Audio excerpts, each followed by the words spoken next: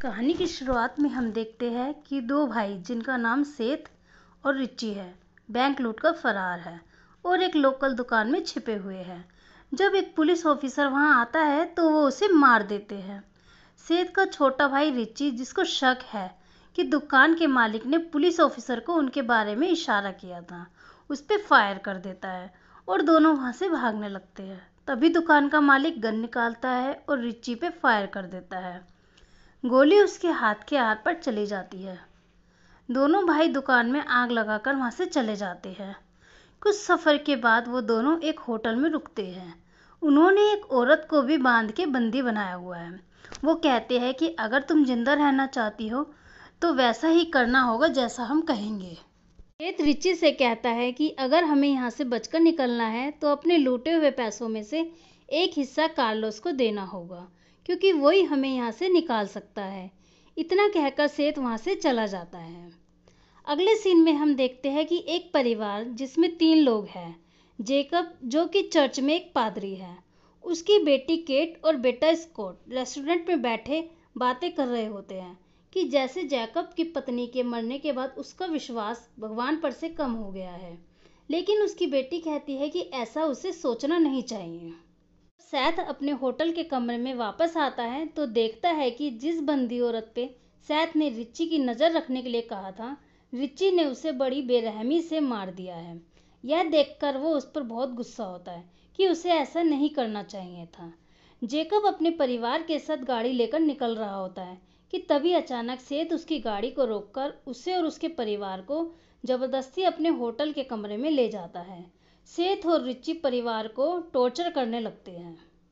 सेठ जेकब से उसकी गाड़ी की चाबी लेता है और उसे धमकी देता है कि अगर वो और उसका परिवार उनके साथ नहीं जाएंगे तो वो उसके बेटे को मार देगा।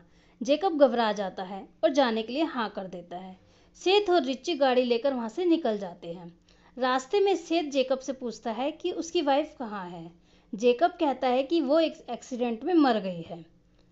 सेठ जेकब से कहता है कि अगर तुम जिंदा रहना चाहते हो तो जैसा मैं कहता हूँ वैसा करना होगा।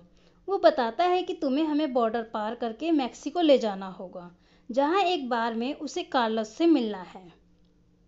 अगर वो ऐसा करेगा तो उसे और उसके परिवार को जिंदा जाने दिया जाएगा। जैकब मान जाता है। कुछ दूरी के बाद बॉर्डर आता है। सेठ और रिची केट को लेकर गाड़ी के अंदर छिप जाते हैं। जब ऑफिसर उनके पास आता है तो पीछे से आवाज़ सुनकर जेकब से तलाशी लेने के लिए कहता है। ऑफिसर गाड़ी के अंदर आता है तो देखता है वहाँ जेकब की बेटी वॉशरूम में है, जैसे कि जेकब ने बताया था। ऑफिसर वहाँ से चला जाता है और वो बॉर्डर पार कर लेते हैं। थोड़ी देर बाद सब बार पर पहुंच जाते हैं। बार के बाहर एक आदमी उन्हें अंदर जाने से रोकता है, लेकिन सेठ और रिची उसे पीटकर अंदर चले जाते हैं। अंदर जाकर सब टेबल पे बैठ के विस्की पीने लगते हैं। कुछ देर बाद बार में मेन डांसर आती है और नाचना शुरू कर देती है। बार में सब लोग उसे देखने लगते हैं। नाचते नाचते वो सेठ की टेबल पे आ जाती है और रिची को अपनी अदाओं से मोहित करने लगती है। तभी बार में वो आदमी अंदर आ जाता है जिसे सेठ और रिची ने बाहर पीटा था। गुस्से में आकर वो रिची के हाथ में चाकू मार देता है। दोनों भाई उसे और उसके साथियों पे बंदूक से हमला कर देते हैं और उन्हें मार देते हैं।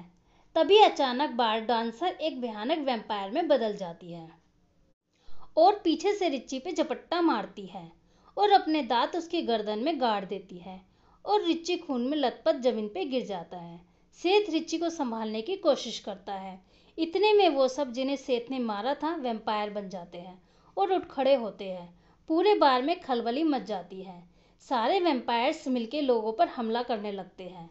बार की डांसर्स भी वैम्पायर का रूप ले लेती है और लोगों को मारने लगती है। सब जगह खून खराबा होने लगता है। मेन बार डांसर सेठ पे हमला करती है, लेकिन सेठ उसके ऊपर झूमर गिराकर उसे मार देता है। सब मिलकर वैम्पायर्स से लड़के उन्हें मारने लगते हैं।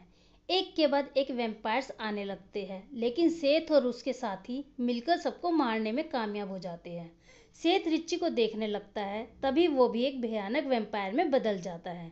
वो रिची को मारने के लिए आगे आते हैं। तभी सेठ उन्हें कहता है कि खबरदार, अगर किसी ने उसे मारा तो वो मेरा भाई है। जेकब उसे समझाता है कि रिची मर चुका है। वैम्पायर के काटने के बाद अब वो भी इंसान नहीं बल्कि वैम्पायर बन गया है, इसलिए उसे मारने के सिवाय कोई और रास्ता नहीं है। सेठ को लगता है जेकब सही कह रहा है और वो खुद एक लकड़ी लेकर रिच्ची की छाती में गाड़ देता है और वो मर जाता है। रात का समय है। बहुत सारे चमगादड़ बार के ऊपर मंडराने लगते हैं। यह देख वो बार का दरवाजा बंद कर देते हैं। जिन लोगों को वैम्पायर ने काटा होता है वो भी धीरे धीरे वैम्पायर्स बन के उठने लगते हैं। सेठ और उसके साथी मिलकर उन्हें मारने लगते हैं। तभी एक साथी को वैम्पायर काट लेता है। वो समझ जाता है कि वो भी अब वैम्पायर बन जाएगा, लेकिन वो किसी को कुछ नहीं बताता। सब मिलकर वैम्पायर्स को खत्म करने की तरकीबें सोचने लगते हैं कि कैसे क्रॉस बनाकर या सूरज की रोशनी से उन्हें खत्म किया जा सकता है। धीरे धीरे वो वैम्पायर में बदलने लगता है। जब दूसरा साथी अपनी कहानी बता रहा होता है तभी वो पीछे से आकर उसे भी काट लेता है।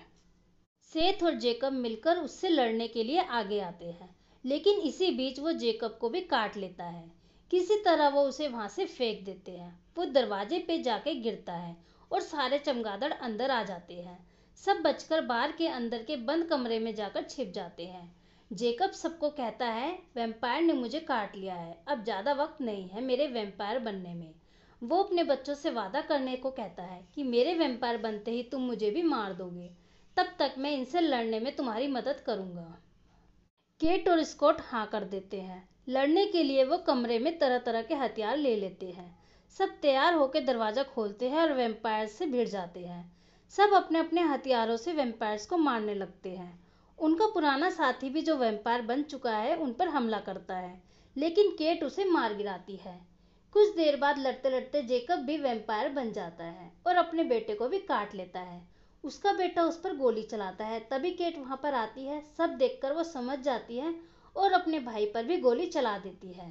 अब सिर्फ केट और सैथ बचे हैं और चारों तरफ वैम्पायर्स हैं। लेकिन तभी सुबह होने लगती है और सूरज की रोशनी अंदर आने लगती है, जिन्हें वैम्पायर्स बर्दाश्त नहीं कर सकते और मरने लगते हैं। तभी सैथ का दोस्त कार्लोस वहां आता है और दरवाजा तोड़ देता है। सारे वैम्पायर्स मर जाते हैं। सेथ और केट बाहर आते हैं। सेथ अपने दोस्त कार्लोस पर गुस्सा करता है कि पूरे शहर में उसे यही जगह मिली है।